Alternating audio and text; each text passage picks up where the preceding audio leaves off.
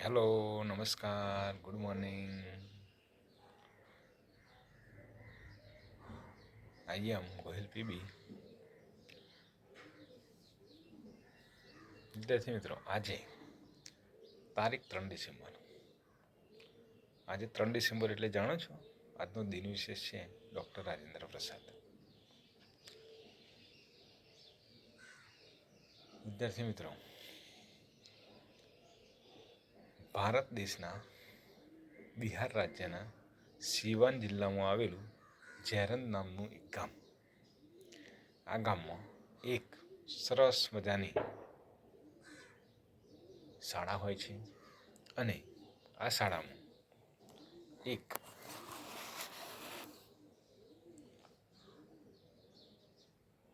મોટું ફંક્શન હોય છે અને ફંક્શન એટલે પરીક્ષાનું પરિણામ જાહેર કરવાનો દિવસ. વિદ્યાર્થી મિત્રો, જાણો છો કે પરીક્ષાનું પરિણામ હોય એટલે બધા જ વિદ્યાર્થીઓ કેટલા ઉત્સુક હોય છે પરિણામ જાણવા માટે. એટલે આ શાળામાં પણ આજે પરિણામનો દિવસ હતો. શાળાના પટાંગણમાં બધા જ વિદ્યાર્થીઓ ગોઠવાઈ ગયા. શાળાનો તમામ સ્ટાફ અને શાળાના પ્રિન્સિપાલ મંચ પર બિરાજમાન થયા. ત્યાર પછી પરીક્ષા દરમિયાન જે વિદ્યાર્થીઓએ સારું પરફોર્મન્સ કરીને પાસ થયા હતા એમની યાદી મુજબ નામ બોલવામાં આવ્યા અને પાસ થયેલા વિદ્યાર્થીઓને અભિનંદન પ્રિન્સિપાલ અને સ્ટાફગણ તરફથી આપવામાં આવ્યું. હવે ત્યાર પછી પરીક્ષામાં ફેલ થયેલા વિદ્યાર્થીઓની યાદી બહાર પાડવામાં આવી અને નાપાસ થયેલા વિદ્યાર્થીઓને ફરીથી પાસ થાય તે માટે માર્ગદર્શન પ્રિન્સિપાલ અને શાળાના શિક્ષકો દ્વારા આપવામાં આવ્યું અને વધુ પ્રયત્ન કરીને કેમ પાસ થવાય તે અંગે માર્ગદર્શન આપવામાં આવ્યું. હવે જ્યારે પરિણામ ઘોષિત કરીને કાર્યક્રમ પૂરો થાય છે ત્યારે પ્રિન્સિપાલ સાહેબ સ્ટેજ પરથી નીચે ઉતરીને જઈ રહ્યા હોય છે ત્યારે એક વિદ્યાર્થી પ્રિન્સિપાલ સાહેબને રોકે છે અને કહે છે, સર સર. પ્રિન્સિપાલ એકદમ ઊભા રહી જાય છે અને કહે છે, બોલ. તો એ છોકરો કહે છે, સર, તમે જે યાદીમાં નામ બોલ્યા એમાં હું નપાસ થયેલો જાહેર છું. સર, હું નપાસ ના થઉં, હું નપાસ થઈ શકું નહીં. તો પ્રિન્સિપાલ સાહેબ કે, શું યાદી ખોટી છે? નપાસ થયા હોય તો સ્વીકારી લેવાનું. અને એમ કહીને થોડા આગળ જાય છે. ફરીથી તે વિદ્યાર્થી સાહેબને ફરીથી અટકાવે છે અને કહે છે, સર સર, એકવાર ફરી ટ્રાય કર, હું નપાસ ના હોઈ શકું. ફરી યાદી જુઓ તો. સાહેબે કીધું, હે છાત્ર, તું સમજતો કેમ નથી? આ યાદી ખોટી ના હોઈ શકે. તું નપાસ થયેલો જાહેર થયો છે તો તારે હવે વધારે મહેનત કરીને સફળ થવા માટે પ્રયત્ન કરવો જોઈએ અને વધુ લગનથી મહેનત કરવી જોઈએ જેથી તું ફરી સફળ થઈ શકું. ફરી પાછા પ્રિન્સિપાલ થોડા આગળ જાય છે અને ફરી એ વિદ્યાર્થી ત્રીજી વાર પ્રિન્સિપાલને અટકાવે છે અને કહે છે, સર, હું નપાસ ન થઈ શકું. એટલે પ્રિન્સિપાલ સાહેબનો ગુસ્સો થોડો વધી જાય છે અને એ બાળકને ગુસ્સાથી જોવે છે અને એટલામાં જ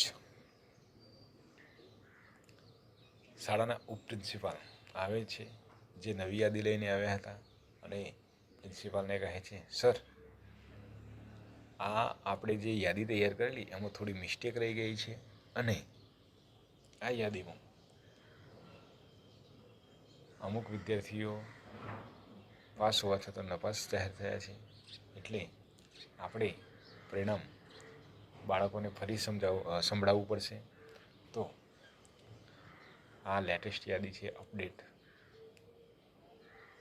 આ સાંભળીને પ્રિન્સિપાલ સાહેબ ફરી વિદ્યાર્થીઓને બેસવા કહે છે અને ફરી સ્ટેજ પર જાય છે અને ફરી નવી યાદી મુજબ અપડેટ ભૂલ ક્ષતિરહિતની યાદી સહિત પાસ નપાસ જાહેર કરવામાં આવે છે. વિદ્યાર્થી મિત્રો, સૌથી આશ્ચર્યની બાબત તો એ છે કે જે વિદ્યાર્થી પ્રિન્સિપાલ સાહેબને 3 વાર આજીજી કરી હતી કે સાહેબ હું નપાસ ના થઈ શકું, એ વિદ્યાર્થી શાળાનો ટોપર વિદ્યાર્થી હોય છે અને ટોપમાં પાસ થયો હોય છે, સારા અંકો અને સારા ગુણ સાથે. વિદ્યાર્થી મિત્રો, જાણો છો આ વિદ્યાર્થી કોણ હશે? તો એ વિદ્યાર્થી એટલે ડૉક્ટર રાજેન્દ્ર પ્રસાદ. વિદ્યાર્થી મિત્રો, ડૉક્ટર રાજેન્દ્ર પ્રસાદનો જન્મ ભારતના બિહાર રાજ્યના સિવાન જિલ્લામાં આવેલ ઝેરન ગામમાં થયો હતો. 5 સંતાનોમાં સૌથી નાના હતા. માતા પિતાના સૌથી લાડકા હતા. ભણવામાં ખૂબ જ તેજસ્વી હતા. ભારતના સર્વપ્રથમ રાષ્ટ્રપતિ બનવાનું બહુમાન શ્રી રાજેન્દ્ર પ્રસાદને મળે છે. વિદ્યાર્થી મિત્રો, રાજેન્દ્ર પ્રસાદ ફક્ત રાષ્ટ્રપતિ જ નહીં, પરંતુ એક સારા લેખક, એક સારા વકીલ પણ હતા અને સ્વાતંત્ર્ય સેનાની પણ હતા. તેઓ ગાંધીજીથી ખૂબ જ પ્રભાવિત હતા. તેમણે ભારતના સ્વાતંત્ર્ય ચળવળમાં પણ ભાગ લીધો હતો. વિદ્યાર્થી મિત્રો, બિહારમાં તેઓ વકીલ તરીકે પણ જોડાયા હતા. વિદ્યાર્થી મિત્રો, જ્યારે તેઓ ભણતા હતા ત્યારે કોલેજમાં ગોલ્ડ મેડલ મેળવ્યો હતો. એટલે તેઓ ભણવામાં કેવા તેજસ્વી હતા એ આપણે જાણી શકીએ છીએ. વિદ્યાર્થી મિત્રો, એક સારામાં સારા વકીલ તરીકેની કારકિર્દી પણ હતી તેમની. એક ખ્યાતનામ વકીલ તરીકે પણ પ્રખ્યાત હતા. વિદ્યાર્થી મિત્રો, ડૉક્ટર રાજેન્દ્ર પ્રસાદ 1952થી 1957 સુધી સતત 2 ટર્મ સુધી રાષ્ટ્રપતિ રહ્યા હતા અને તેઓ એક રેકોર્ડ પણ ધરાવે છે.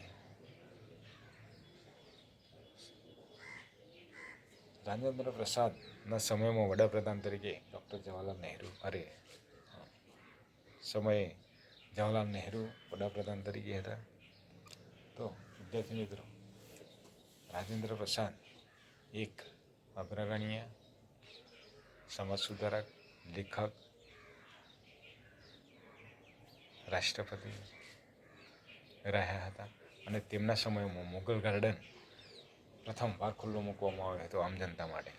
તે એક ખાસ વિશેષ બાબત હતી. ડૉક્ટર રાજેન્દ્ર પ્રસાદનું અવસાન 1963ના રોજ થયું હતું. વિદ્યાર્થી મિત્રો, તેમને ભારત રત્ન એવોર્ડથી નવાજવામાં આવ્યા હતા. જય હિન્દ, જય ભારત. અસ્તુ.